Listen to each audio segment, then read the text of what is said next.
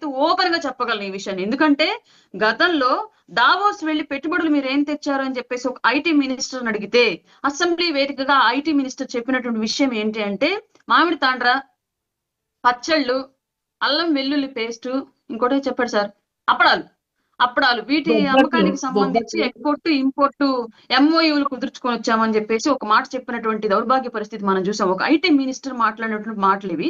ఆ తర్వాత మరలా ఎందుకు వెళ్ళలేదు అంటే చలి ఎక్కువగా ఉంది దావోస్ లో, మేము వెళ్ళలేము అందుకే వెళ్ళలేదని చెప్పేసి చెప్పినటువంటి విషయం. అలాగే ఇంకా గుడ్డు శేఖర్ రెడ్డి గారు ఏమో ఇదేదో ఈజ్ ఆఫ్ డూయింగ్ లో మేము నెంబర్ 1 పొజిషన్ లో తీసుకొచ్చాం, తర్వాత వచ్చేసి ఐటీ ఉత్పత్తుల విషయంలో కూడా మేము ఎక్కువ ఆదాయం తీసుకొచ్చాం మరి అని చెప్తున్నారు. మరి అది ఎంతవరకు కరెక్ట్ అంటారు సార్? గత 5 ఏళ్లలో ఆదాయం రాష్ట్రానికి ఏ రంగం నుంచి ఎంత తెచ్చారు అని చెప్పేసి ఒక్కసారి వాళ్ళ టైంలో ఐటీ మినిస్టర్ గా చేసినట్టు గుడివాడ అమర్నాథన్ కానివ్వండి, లేదంటే చీఫ్ మినిస్టర్ గా చేసినట్టు జగన్మోహన్ రెడ్డి గారిని కానివ్వండి, ఒక్కసారి ఆధారాలతో సహా, ఎంఓయూలు కాదు సార్, ఇక్కడ క్లియర్లీ మెన్షన్ చేస్తున్నాను, ఎంఓయూ వేరు, ఎంఓయూ చేసుకున్న తర్వాత కూడా కార్యాచరణలోకి ఆ విధానాలు రావడం వేరు.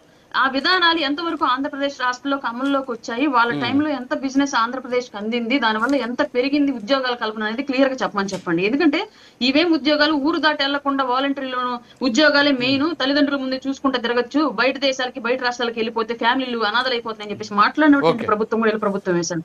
ఇట్లాంటి దౌర్భాగ్యాలను మన గత గవర్నమెంట్ లో చూసాం కాబట్టి దయచేసి కూటమి ప్రభుత్వంతో జగన్మోహన్ రెడ్డి గారిని దయచేసి కంపేర్ చేసి కూటమి ప్రభుత్వాన్ని అవమానించొద్దు. ఈ ఉద్యోగాల రంగంలో కానివ్వండి, ఐటీ హబ్ ఏర్పాటు చేయడంలో కానివ్వండి, పెట్టుబడులు తేవడం విషయంలో కానివ్వండి. Sir 1 minute sir. ఓకే, ఏంటి శేఖర్ రెడ్డి గారు చెప్పండి. రాయపాటి అరుణ గారికి నేను మాట చెబుతున్నాను సార్, దయచేసి రాయపాటి అరుణ గారు చాలా ధైర్యంగా మా జగన్మోహన్ రెడ్డి గారిని కానీ లేకపోతే అమర్నాథ్ గారిని కానీ చర్చకు రమ్మంది.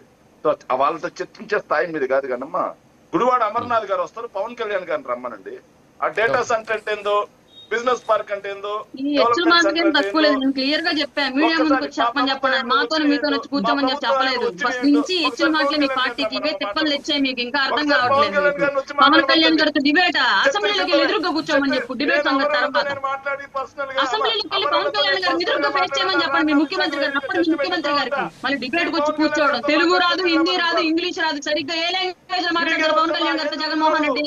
ఏ లాంగ్వేజ్ వచ్చేసి జగన్మోహన్ రెడ్డి పవన్ కళ్యాణ్ గారితో కంపేర్ చేసి మాట్లాడడానికి? ఈ ఇచ్చమాటలు తగ్గించుకోవాలి, మన స్థాయికి తగ్గట్టు మనం మాట్లాడాలి. ఏ మాట్లాడినా సరే నాతో జగన్మోహన్ రెడ్డి కూర్చోమని నేను మాట్లాడలా, మీతో పవన్ కళ్యాణ్ కూర్చోడానికి.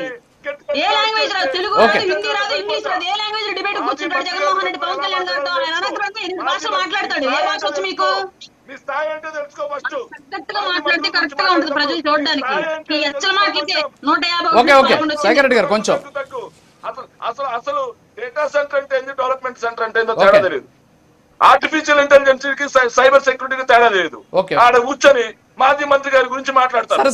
సరే ఇప్పుడు తెలియకుండానే గూగుల్లో వచ్చేస్తుంది ఆంధ్రప్రదేశ్. గూగుల్లోకి వెళ్ళి ఎత్తుక్కోండి, మీకు తెలియకపోతే అందరికీ తెలుసు. అబ్జెక్షన్ గూగుల్ డౌన్లోడ్ చేసుకుని చేసుకోండి. మీ నాయకుల్లో 10వ తరగతి పాసా? ఓకే అండి. MBA political science, MA economics, అది మా స్థాయి. చదువుకొని వస్తే తెలుస్తుంది సార్. ఒక మాట వెళ్ళాలి, మీరు ఆపారు సార్, దయచేసి ఆగండి, దయచేసి. ఇంతకుముందు మీరు డేటా సెంటర్ కి డెవలప్మెంట్ సెంటర్ కి తేడా తెలియాలి సార్. మీరు కూడా అన్నారు సార్, మైక్రోసాఫ్ట్ వల్ల ఎకో సిస్టమ్ మొత్తం మారిపోయింది. ఎస్, మైక్రోసాఫ్ట్ వల్ల ఎకో సిస్టమ్ మారిపోయిన మాట వాస్తవమే. కానీ అదే మైక్రోసాఫ్ట్ 1980 నుంచి కూడా ఎక్కడుందో తెలుసా సార్? 1991 నుంచి కూడా ఏదైతే మైత్రివనం బిల్డింగ్ లో మైక్రోసాఫ్ట్ స్టార్ట్ అయింది సార్. 91లో మైత్రివనం బిల్డింగ్ లో మైక్రోసాఫ్ట్ స్టార్ట్ అయింది. తర్వాత దాన్ని ఏదైతే గచ్చిబౌలికి తరలించడం జరిగింది, ఎక్స్పాన్షన్ చేశారు. Yes, we are accepting. కానీ ఈ రోజు ఇక్కడ వచ్చేది డెవలప్మెంట్ సెంటర్ అయితే I salute to Chandrababu Naidu గారు, ఐ సెల్యూట్ టు లోకేష్.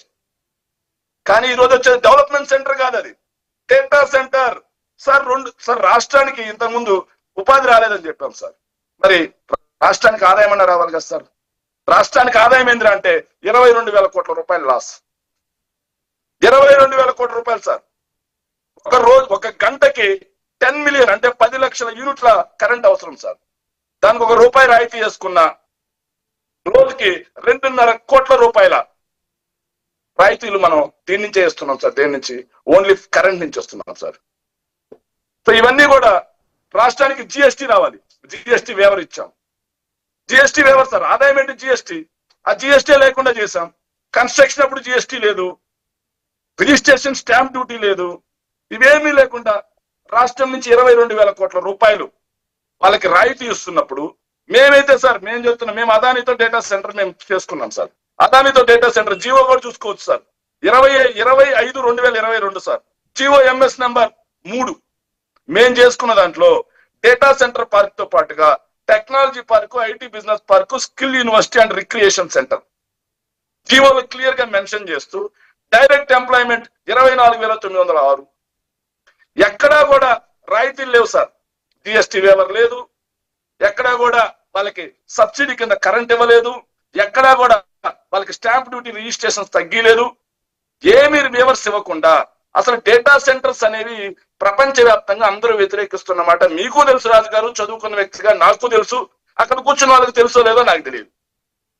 వర్జీనియాలో వద్దంటున్నారు, అమెరికాలో ఐర్లాండ్ వద్దంటున్నారు, నెదర్లాండ్స్ వద్దంటున్నారు, న్యూజిలాండ్ వద్దంటుంది, ఆస్ట్రేలియా వద్దంటుంది. అందరూ మాకొద్దు అని చెప్తే మైక్రోసాఫ్ట్ వాళ్ళు తీసుకెళ్లి సముద్రం మధ్యలో పెట్టుకున్న మాట అందరికీ తెలుసు. సరే, అలాంటి డేటా సెంటర్ ని తీసుకొస్తున్నప్పుడు చంద్రబాబు నాయుడు గారు ఎందుకని మేము అదానితో చేసుకునేటప్పుడు క్లియర్ గా అదాని గారికి మా భూమి ఇస్తున్నాం, మా వాటర్ ఇస్తున్నాం, మా పవర్ ఇస్తున్నాం, మీరు ఉపాధి కల్పన చేయకపోతే ఎలా అని చెప్పేసి 24,900 మంది డైరెక్ట్ ఎంప్లాయ్మెంట్ కలిగేలా జీవో చేసుకున్నాం. Technology park, business park, recreation centre, skill university